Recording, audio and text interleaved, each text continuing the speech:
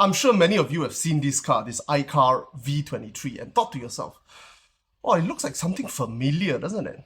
But you just can't put your finger on what it looks like. Well, it does look like something. It's just that we in Malaysia maybe are not familiar with it. You see, if you're American and you're thinking retro 4x4, off-roader, what comes to your mind most likely is either Jeep Wrangler or Ford Bronco. If you're Malaysian, chances are you're thinking Land Cruiser 70, maybe even BJ40.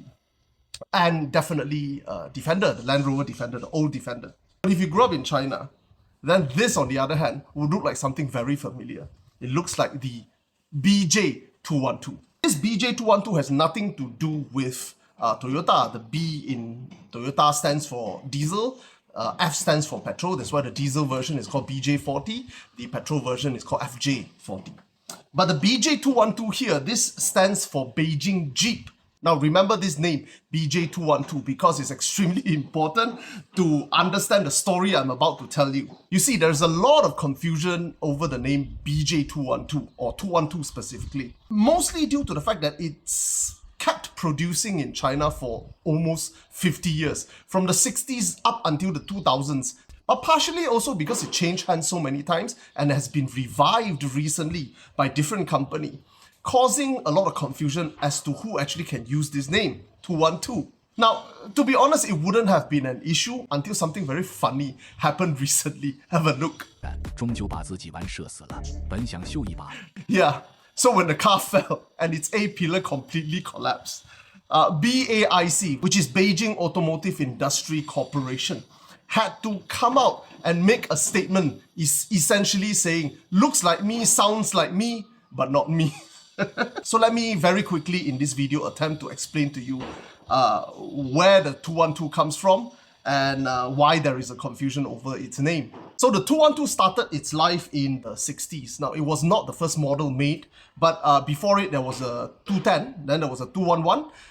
Both of them sold for a short while, not very popular, but 212 is the one that got really, really popular. Now, if you're a child growing up in China in the 70s, 80s, and 90s, you would have remembered seeing one of these cars. The reason is because these cars were used by the Chinese military extensively, but they were also sold to the general public. So in the hearts of a Chinese consumer, this car is a little bit like our Defender, a little bit like an American Jeep Wrangler is to the American people. So originally, the company that was set up to build these cars was BAW, Beijing Automotive Works. And in the initial years, they were rather successful, especially with 212. 212 was produced in very, very large number and lasted a long time. Now, subsequently in the 70s, what happened was that Beijing City itself established an automotive industry corporation.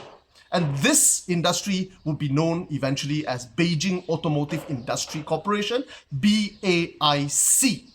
Because BAW was so small, eventually they decided to incorporate BAW's operation under the umbrella of BAIC. And it is also roughly this time that BAIC started to do a lot of joint ventures with foreign companies. That's why it's called BJ212, Beijing Jeep. They were literally calling it Beijing Jeep because BAIC joint ventured with the American Jeep company to produce a number of off-road vehicles. In fact, not just with Jeep, BAIC ended up with very profitable joint ventures with Hyundai and also Mercedes-Benz.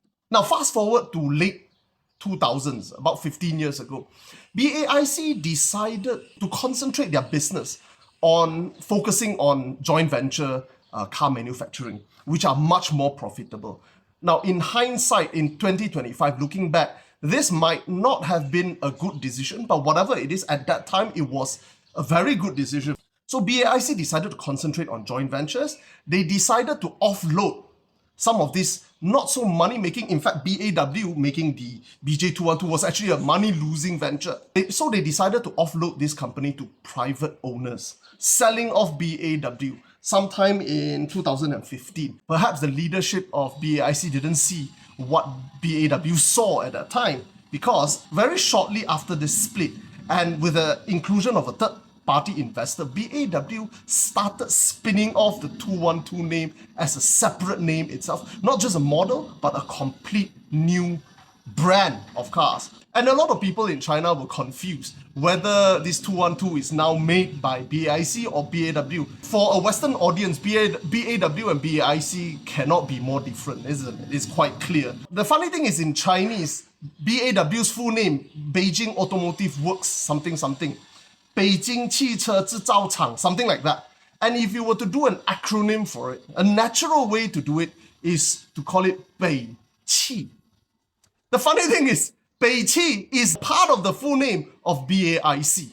So now the acronym of BAW sounds like part of the name of BAIC. And that contributes significantly to the confusion. And then of course this happened. And BAIC had to come out and to issue a statement saying that for off-road cars, safety is of paramount importance, and that their brand, BJ, Beijing Off-Roader. Now remember, it was called BJ 212. The 212 went to BAW. BJ stayed with BAIC. We call Beijing Yueye, which is Beijing Off-Roader. Now that you understand this, I put the three cars behind. The top one is the original BJ 212.